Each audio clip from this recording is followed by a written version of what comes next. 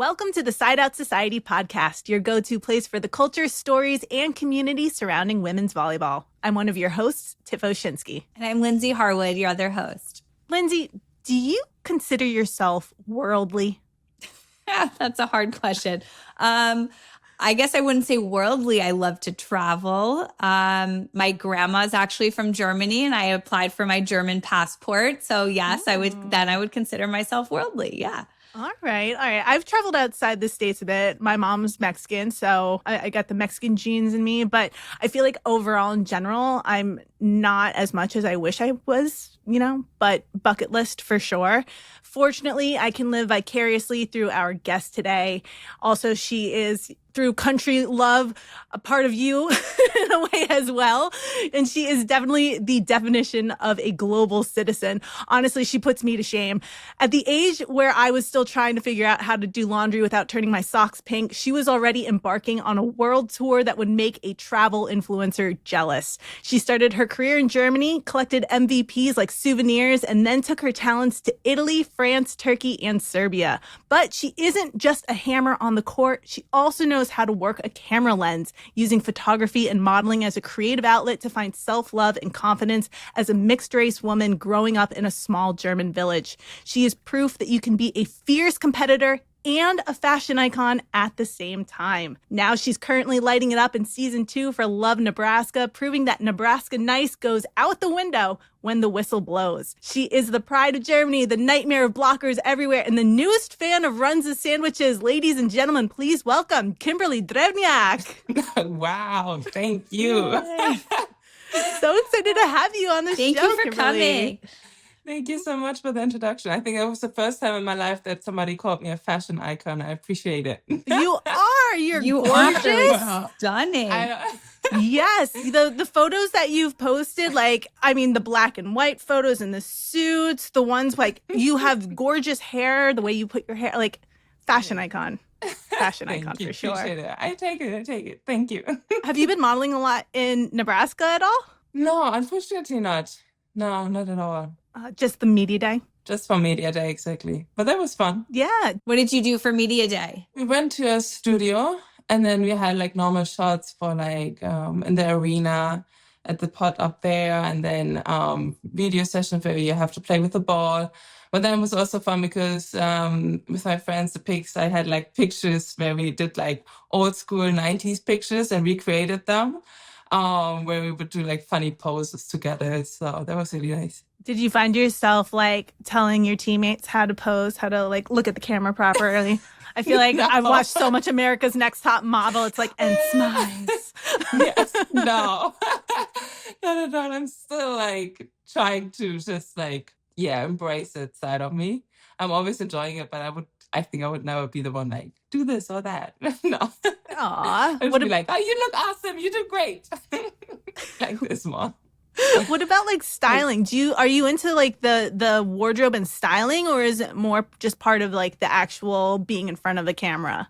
Yeah, that's why I'm saying I really take the compliment as a fashion icon, because I'm not into my wardrobe is almost empty. Especially this year when I came here, I didn't take too much because at the end we're always wearing our stuff from Love. And to be honest, here in America, you get so much gear that I'm not used to overseas. So it's I actually almost don't need anything. Maybe one casual fit and one elegant one if you have something going on. But other than that, I'm actually more in my sweats. What kind of swag do they give you in the other leagues if it's not as much as... I know Americans love their swag. Yeah, it is mostly just sportive wear. So I'm actually just wearing my sweats and my hoodies all day long right now.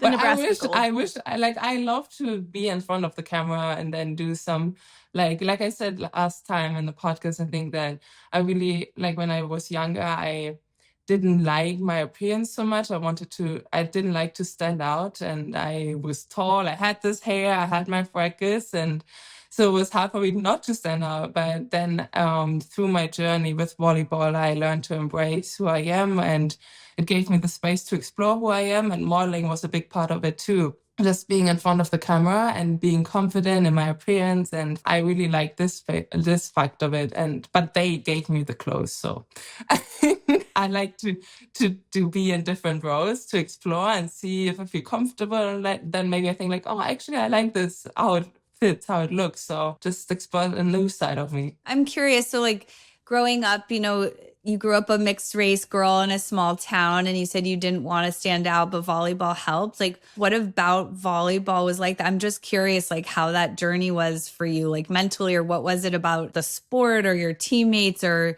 like what did you go through to build that confidence? Because you seem really confident now. And I, hear how you describe your childhood. I'm just so curious how that came to be.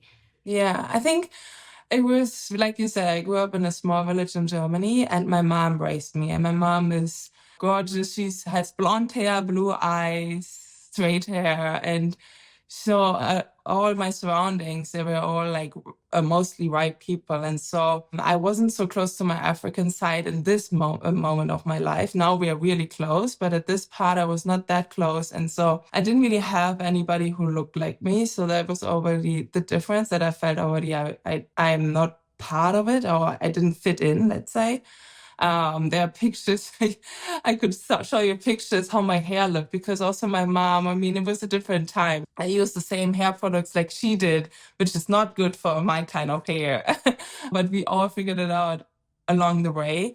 But there were little things where I was just trying to just be like the others, have the straight hair. I remember one time there was this pony in that everybody had. And I asked my mom, can we please do it with my hair? And she's like, I don't know if this is actually working for your hair. She's like, please, mom, let's try. And then she cut it and it just was standing like this.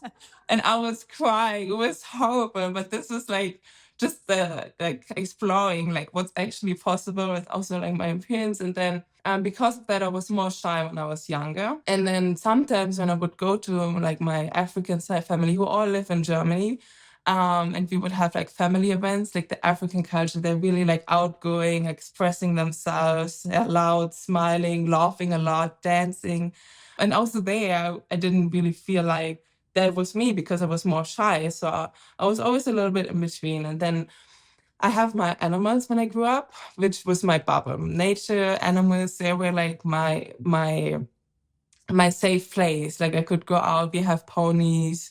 Like I just made a quiz with my teammates. It was funny the other day, and asked like 2 lies, 1 truth was the game, and we based it on my life, because Susie Fitz has this tradition that you have to, or we say love share, that everybody in our team has one opportunity to present something from their life. And so I made basically like 2 lies, 1 truth about my life. And I said like, A, KD grew up with 6 ponies, 2 horses, 2 goats, 1 rabbit, and 2 cats. B, 6 horses and 1 dog, and then C, something chicken rubber.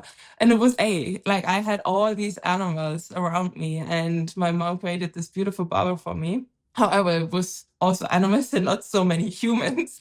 So when I joined the volleyball club for the first time, when I stepped on the court, it didn't matter where I come from. It didn't matter my height, my hair, like everything that was important at this point was just having the same goal and trying to get the ball on the other side of the net.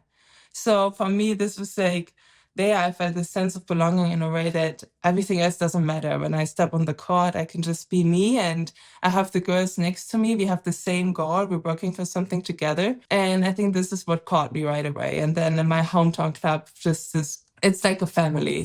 We always stick together, but it's also now when we go season by season, Tiffany, you said it, I played already in many different countries, but every time when you play for one season, it's like your family for this 6 to 10 months, because you're facing so many challenges, so many emotions in one little time frame that really like builds the culture and builds this family-like feeling. So I think this is what volleyball brought, like how volleyball brought this sense of belonging to me. And then eventually, as I grew older, I got, let's say, wiser, experience. I realized, okay, I can be me also off the court, not only on the court, because then it was easier for me to express myself on the court, but then I built up the confidence to also be like this when I step off the court.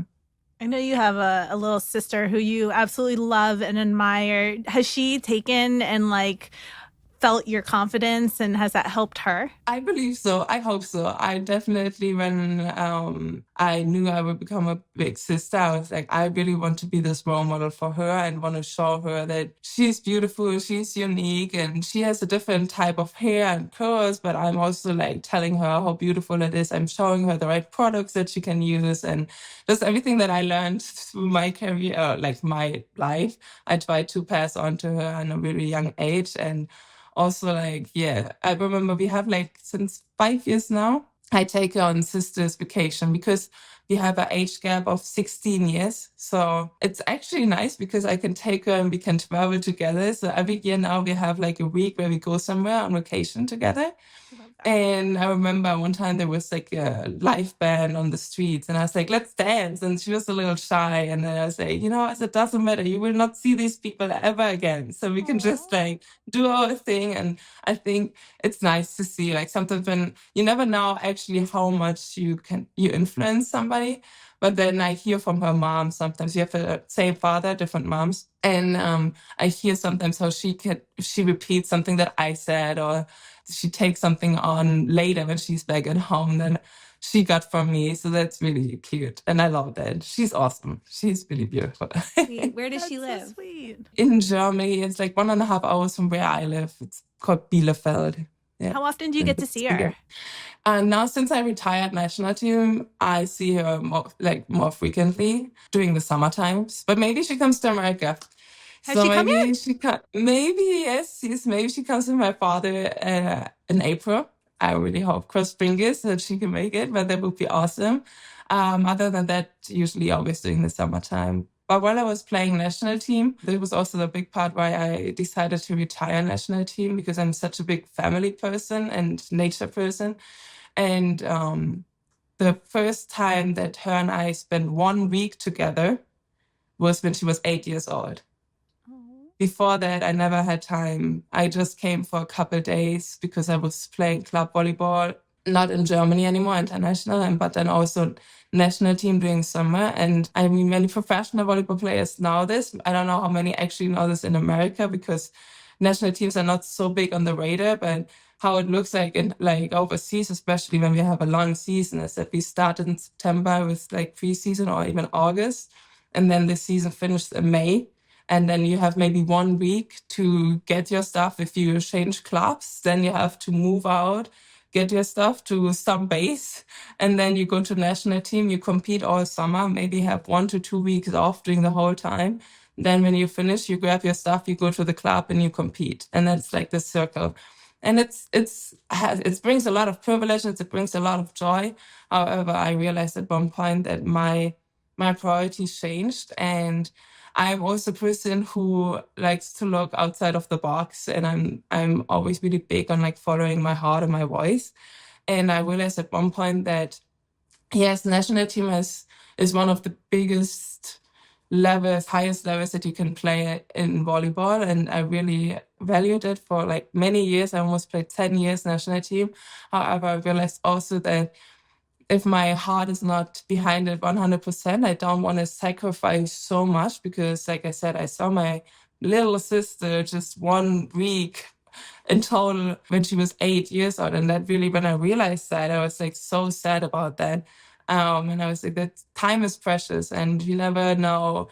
So I really want to live every day the fullest. And then I said, okay, I need to make changes in my life, and that meant for me I will retire from national team, so I have the summertime to be with my family, also explore other sides of me, because I realized that in this period I was so much focused only on volleyball, but I want to explore even more things. And so that was a big step for me to retire and then spend time with family, explore other parts of me, who I am during the summer, and then go back in the wintertime to play club volleyball. When you say you want to explore other parts like family, what's your passion? Like what comes to mind, or what do you have planned? Definitely, I love to reconnect all with my animals. It was just like when I was younger, I would like leave my phone at home and just be in nature all day long and like explore that and just be grounded and settled again. But then also I joined 3 years ago, I think now, a nonprofit organization, Let's Keep the Ball Flying, where we visit different areas in the world and underprivileged areas and bring access to volleyball through donating gear, but then also just like interacting with the community. They have this really beautiful initiative project that's called Guru, Gear Up, Rise Up, where they record videos wherever we go. Like they started in the Philippines. It was last year, I think. Yeah, last year we went to the Philippines, or 2 years ago already. 2 years ago, 2024, we went to the Philippines, and we had also a video team with us, and we would create videos where they explain, if you don't have too much access to like normal like balls, how do you create a ball? How can you set up a volleyball net when you don't have the usual equipment? How do you set up a practice if you have only like 1 or 2 balls? That was also interesting. Like the first time when I retired national team, I went to a trip to Indonesia with the nonprofit organization, and we went to one community, and it was only another player and I. We were only the 2 of us, and so we were in this big on one court. It was like sand, dust-ish ground. 30 boys around us, and then the coach looked at us and he's like, "Yeah, so these are Marlena and Kimberly, and they're from the nonprofit organization. They traveled all the way to us, and what are we gonna do today?" And looked at us, and we were like, "Wait, what? You want us to create the practice?" He said, "Yeah, sure, please." And so we had to think, and we were like, "Okay, like what we're gonna do? Let's start with just easy service." So we split the group of 30 boys into 2 groups to go on one side and the other side, and then just told them to serve the balls. Well, the idea was good. However, we realized we have only 5 balls, but 30 boys, so that until everybody would serve one ball, it takes forever. But our brain didn't caught up at this moment because we are just used to having like 100, like after every practice here, like in love, we count 120 balls. When I played in Turkey, we always have access to everything. And there are so many places in the world that they don't have access to that. And then there was just a really unique moment again to realize, like, I never took anything for granted because I started in this small hometown club and volleyball brought me around the world. So I really always appreciate everything. And it was just a good reality check again. Like, wow, there's still like so less and so little. But when you look in the eyes of the boys, they had the best time ever. They were so happy. And it was just, they didn't have shoes, some of them, and they were just playing. And like this joy and this glow in their eyes is just remarkable, and I really love this experience. And then other than that, with my life partner, we have a mentor program together where we both are from a family that are non-volleyball players before. So we were the first one in our family to be on this path, and we learn through fail and error, just like learning, experiencing, making mistakes, learning from the mistakes and doing it different the other time. And maybe like with my sister, and what I learned in my life, I want to give back to her so that she has more tools. And the same program we have for mentoring young athletes, where him and I like learned so much in our volleyball career that we wanted to give like tools to young athletes who are just starting their career. And there are so many things that can be valuable for your journey if you know better. I would say that they will not face challenges because life is about challenges and overcoming it. However, I think if you are better equipped, you can overcome it better or easier, and you don't feel alone in some decisions or like in some paths that you choose. And I think this is also like a hard project for us, and it's so beautiful to see like how little like chats that we have and meetings, we can really like help somebody to feel more confident, to discover themselves also in the progress. And yeah, these are things that I pursue also during the summertime. You are so busy and you're doing such amazing things. Oh my gosh. Yeah, you're it's like fun. you're the confidence booster that I needed today. You are the motivation. Like everything. I actually, the nonprofit organization that you work with, I remember after we had our interview on Serving Pancakes and you were telling me about this, I'm like, I want to do this so badly. Like, I want to be a part of this. But I have young kids right now. They're almost 8 and 5.5, and I'm like, I can't travel to Indonesia right now. Maybe down the line when they're a little older. So are there other things that you can do like from your house to help or like in your local community?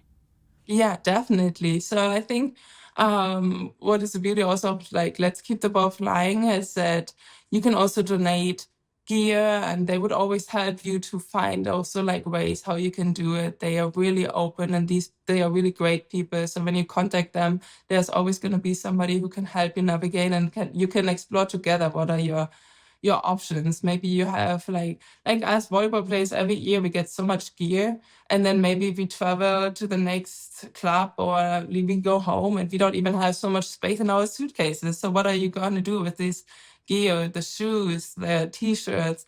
You can even find somebody local. Of course, I think that's always also an option. However, I have also a big bag at home, which taped like Africa, because my big dream is one day to go to Africa and donate also things like that.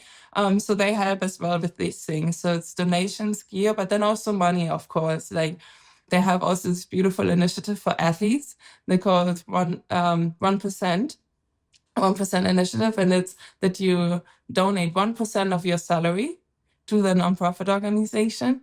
And 1% for us is not much, but it can change somebody else's life. So I really love this, and I'm part of this also for 3 years, and I see more and more people joining. So that's really beautiful, because I think if we spread awareness, people are willing to do something. But like you say, like they maybe don't know how. So I think just going on their website, going on their Instagram, sharing also the mission so people get more aware of that is a big help already. Love that. I'm going to look into that for real this time, because I really do want to help out. As like Lindsay and I absolutely love volleyball and the sport. And like Lindsay, you and I should start like a drive with Side Out Society. I absolutely want to do that. Yeah. I mean, just going back to what you were talking about, you know, how you grew up and how volleyball helped, like I don't have the experience that you had, but I think a lot of young women have that experience at a whether like you're a preteen or a young girl and you're feeling insecure about yourself, and like all the things that we go through as women and young girls. And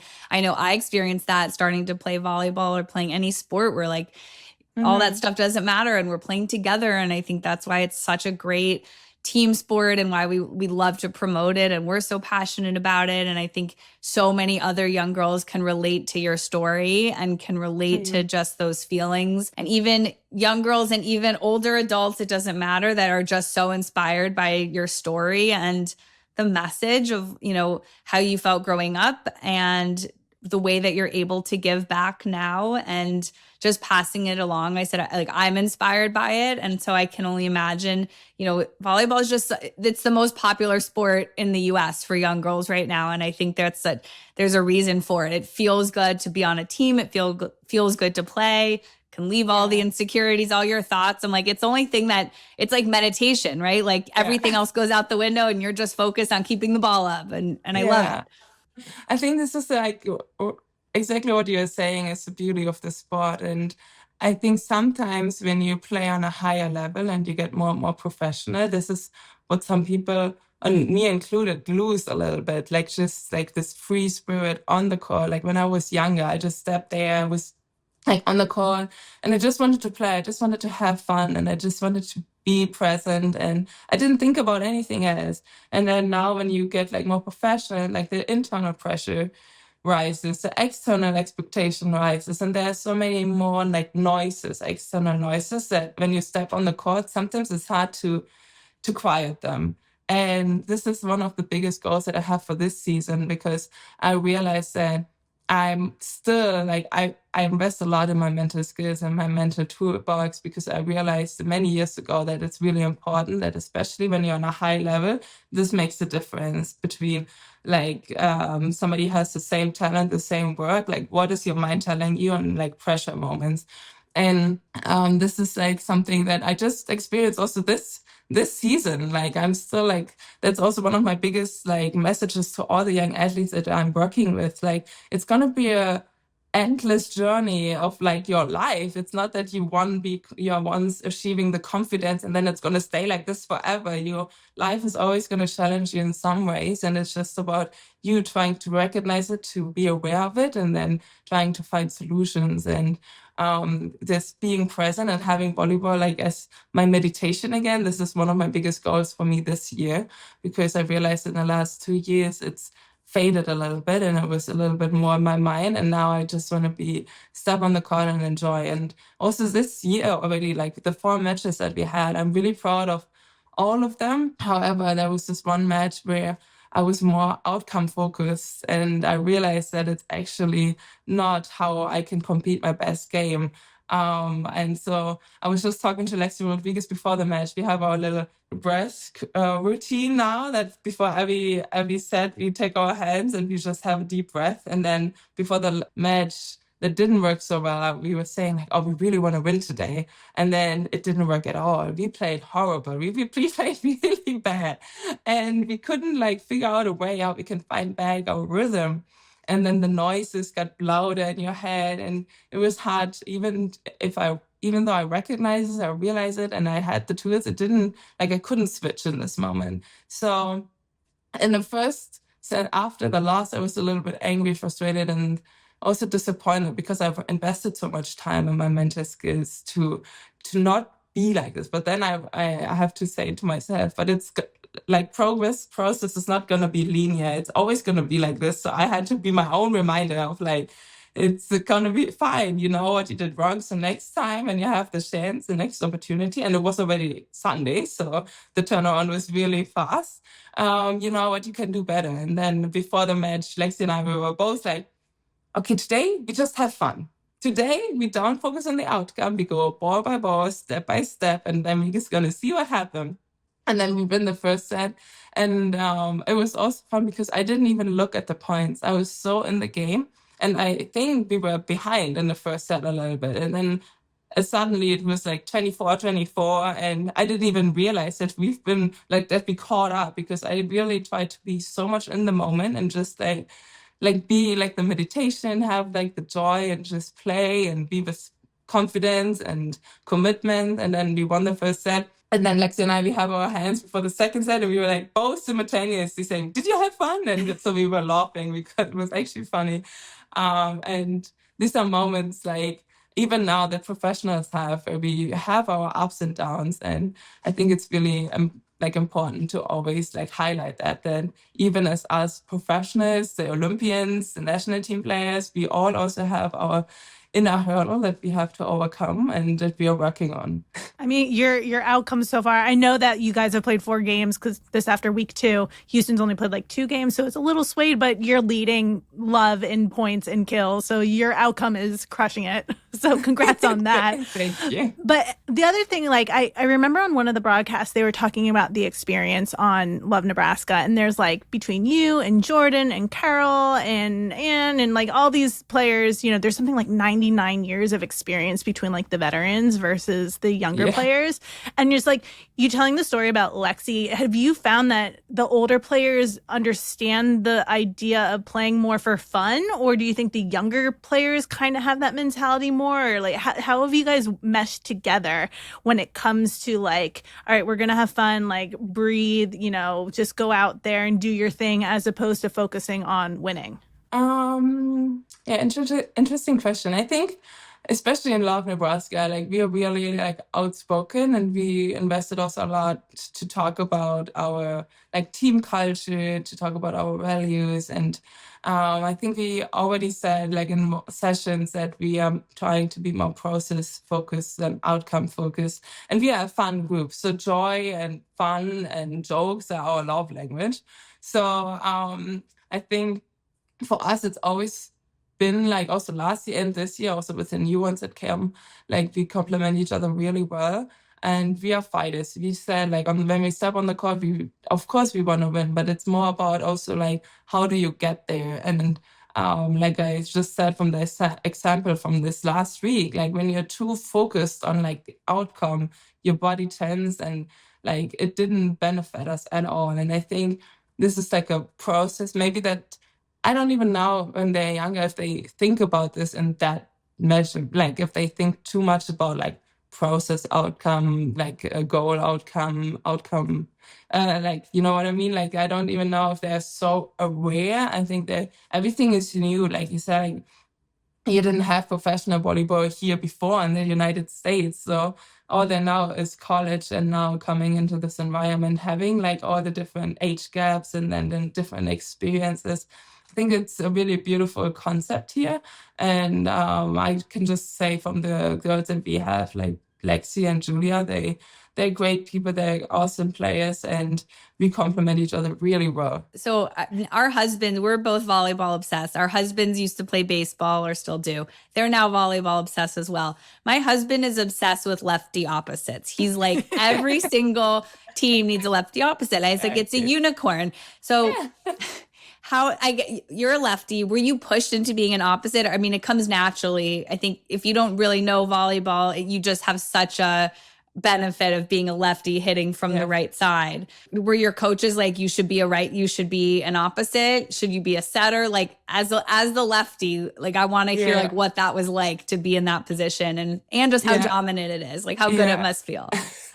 I think it was always out of the question. I always played opposite. And I think it also just came with the fact that I love to attack the ball. I mean, it was my favorite element, and wherever the ball was, I was just attacking when I was younger. So I think it was a really pretty easy fit for my coach to say, okay, you stay on the right side, you attack the ball, and we go for it. I was also, when I growing up in a volleyball, not in a volleyball bar, but I had my 3 times practice a week. And then the rest of the week, I was just with my animals, and I didn't grow up with TV. And so I had no idea about the volleyball world. I didn't understand that being a lefty in the volleyball world is actually a benefit on being on the right side. Like, this awareness came later on. But yeah, I think it was just the fact that I love to attack, and that was... And you're good at it. Yeah, you are. Yeah. We're both shorties. We're both, like the littles in the back row. But both of us love to hit. So I totally feel that. So we can live vicariously through you. Perfect. Love exactly. That. Have you been able to find an outlet in Nebraska for like your animal love? Not so much yet. Not so much. We gotta work on that. I heard that in Grand Island there are some horses that maybe I could visit. So let's see. But I also must say I'm a big, like, I love my animals at home. They're like family, you know? So of course. Okay, I FaceTime with my mom, and she's at the horses, and I can see them and talk to them. So, I love that. That's good. Yes.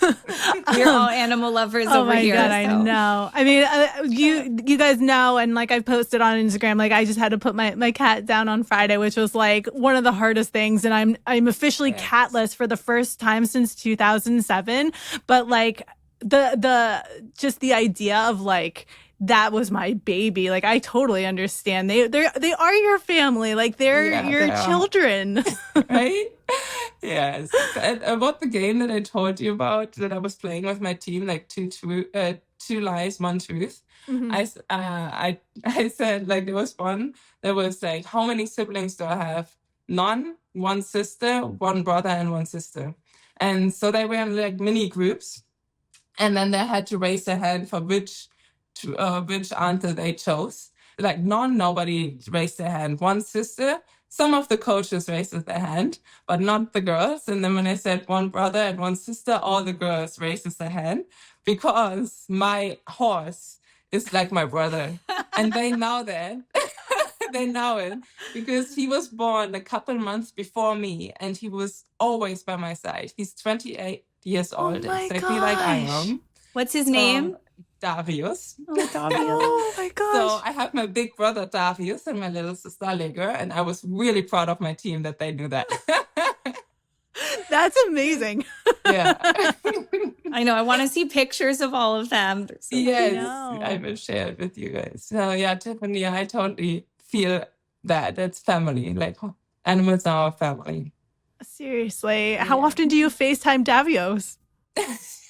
Well, I know when I come out of practice early enough, and that my mom is in the afternoon always at the stables, so then I always get a good view of them. But my mom also knows that whenever she takes a cute video or picture, she will always share it with me. So I always feel connected to them and see, what they're doing, what they're up to.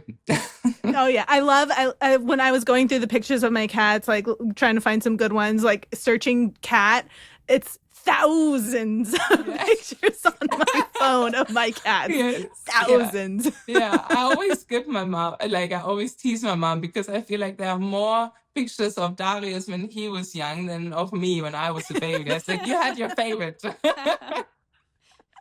Yeah, that's awesome. I mean, animals have that special place, right? You can't compete with that. So what made you decide to like leave any of the leagues in Europe where you were closer to home to come to the States? I think it was actually my goal was before I came here to go and experience Asia. I really was also drawn to their culture, and I really was interested in how it would be to live there. And then I heard about love and what they are doing and what are their missions and values. And I was more and more interested in it because I realized that the values they have and the mission that they have to connect pro with youth is something that I already pursue in my off time, off the court, that I like to do. But then imagine to have a league that is supporting me with the same things. I was really drawn to that. And so I decided, like, it was an easy decision for me to say, okay, this is something that I would love to explore. Also knowing that this is going to be something new that America didn't have before, and like being part of a maybe like hopefully like history change, that people who like Americans who go to college here have the possibility and the choice to say, I would like to stay home and play professional for my country, in my country, and don't have to go overseas so far away from family and friends. I thought it was really special. And so I said, I definitely want to come here and experience that. And also knowing that a lot of American national team players are already committed to the league, I was really drawn to it because every time when I played against American national team level, it was always a fun game because they are so competitive, and it was always really hard to beat them. So I really wanted to see where it comes from. And being here now and also having our sister club where we can get access to like their training and seeing how they talk to the young athletes, I think it's really impressive. And like I'm happy to be a part of that. And I'm really like trying to take it and learn and see how we could maybe do something similar also like in Europe, because I think what they do really well here in America is educating the children in a young age holistically, and not only on the volleyball court, but also your mental skills and everything. And like having the positive encouragement of like, I love the effort. Maybe the outcome was not there yet, but your effort was great. Like little things that I think are really impressive, and Americans are doing really well here. So I'm happy to be here and experience that. The mindset. It always goes back to the mindset. I feel like in everything that you do, right? Can I ask, so as you get older, I notice like all the pros, like you make a mistake. No one's perfect. You make a mistake, you miss a serve, you hit a ball out. Like your face is like, you're still composed for the most part, like what's going through your head when you're making, like, if you make 2 mistakes in a row or something, is it, like I can see maybe your eyes closed, like the little tells where you're like, I'm frustrated, but you're not cursing, and you have your composure to get to the next point. It's always about the next point. Like what goes through your head when you make a mistake, and like, are you trying to keep the composure? Is that taught? Like, how do you get through that? I just like, what goes on in your head when that happens? Because everyone's going to make a mistake. Just what do you do next? Yeah, I love that. And like you said, everyone is going to do a mistake. And I think sometimes when you get caught up in your emotions and in your thoughts, you think like you're the only one who's doing mistakes and you can't go out there. And this is also one of my other favorite topics that I talk to the young athletes about, because they sometimes get so caught up in like wanting to play the perfect game, but the perfect game doesn't exist because volleyball is based on mistakes. Like if nobody does a mistake, we would play endless matches. So the rallies would be insane. Yes, you would still play. And I always I like to break it down, like also to come back to like what I do is like just first is the awareness of like the perfect game doesn't exist, or it's not based on mistakes that I'm doing or not doing. It's about like, how do I react when I do a mistake? And I think I'm trying, like me personally, also trying to like, the emotions will come up, thoughts will come up, but how do you react on that? Because we are like, self-talk is so important in these moments. And like I said earlier, like this year especially, I really try to be just in the moment, ball by ball. And so I maybe do a mistake, and then sometimes I just take a breath, and then I already like focus on the next rally. Like I already like, okay, which position are we at? Okay, have a breath, and we go again. And then sometimes maybe I think about like, what was it? Maybe my arm was slow, or like I try to give myself a constructive feedback to focus, to have something to focus on for the next rally.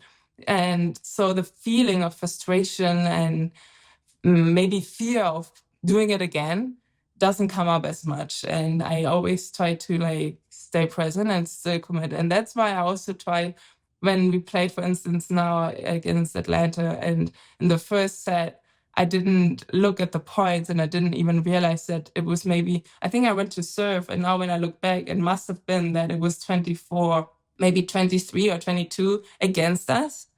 And I, maybe if I would have looked, maybe I would be like, oh, you can't make a mistake now, because then the set is over and then they won. But because I'm just trying to be really in the moment and like trusting myself, because I think a lot of times when we doubt ourselves and when we have the fear, then we do the mistake. But we invest so much time every day in like practicing the skill and like our craft, and then it, because Tiffany said, everything comes back to the mindset, because it is like we create our own reality. And I think in this moments, like if we learn to trust ourselves and just go for it with full commitment, then we go out of a game and we say like, we did everything, we don't regret anything. And I think this is when I do mistakes, I'm like, okay, it happened. I can't change the past. I don't know what's going to happen in the future. The only thing that is in my control is right now. So what I can do is just like tell myself again, you got this, you go full, and we will see what happens next. So. I mean, that's good life advice in general that I'm going to yes, take. Right? 100%. Yeah, I love the quote of Brene Brown, choose courage over fear. I love that. Mm-hmm. Kimberly, I feel like we have taken up so much of your time, but I have a question myself that I want to ask before we end our conversation.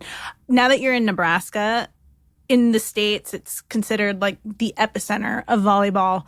Have you experienced that? Like, what is it actually like? Because we have not been to Nebraska. We have just seen the videos, we've seen the broadcasts, we've seen it, but we've not actually experienced it. So first, have you been to a Nebraska Cornhuskers match yet? And two, what is this experience like in Nebraska? Yeah, that was definitely a fun experience. It was last year when I came here the first time. And I already, like, when I heard that they're going to play in Nebraska, like, people told me that's the first thing, like, Nebraska loves their sport. Nebraska loves their volleyball. So everybody said this to me. So I was really excited to come here. And then in the first months that I went to one of the Huskers match. And I didn't know what to expect, but I definitely didn't expect that. Like 10,000 people all wearing red, all being like so loud, cheerful, and supporting this college team of like, I don't know, how old are they? Like 19, 20 years old. And I was just impressed. Like, I was like, wow, yes, they do love their volleyball here. So I really love that. I love the fact that really they are just like here for the team, for this college team, and supporting them. And it's sometimes hard for us foreigners to grab like how extreme that is. Like every time when we are traveling here, people ask us like, oh, you're playing volleyball? Yeah, which college? Like, thank you. But we are out of college, like every time, like, oh, which college? You're like, oh, we play professional. And then you can see they're like professional, like they still like have to understand the idea of professional volleyball. So I'm curious how Love is gonna sustain and like how they're gonna build the momentum. So I think there's a lot of potential, especially here in Nebraska, and I'm excited to see where it's headed. No, and we're so happy to support that. Like that's what we want to do, and we want to cover you guys and get to know you. And you know, as a player, you're so fun to watch. You're so good, and and just off the court, so inspiring and beautiful inside and out. And it's just, we're so happy that you came and talked to us, and we want to do this more, and we'll see you, it's good to see you in person at First Serve, and I'm sure we'll see you again yes, at please. upcoming events. Come to Nebraska. Yes, I know. We have to plan that trip. Cold, though. It's cold. It's cold here in New York, New Jersey. It's like we're 0 degrees basically. So, but we'll come out. We want to come out to Nebraska for sure. We'll be out there at some point. But thank you so much, Kimberly, for your time, for your inspiration, your motivation, everything. So we really appreciate it. Thank you so much for inviting me today.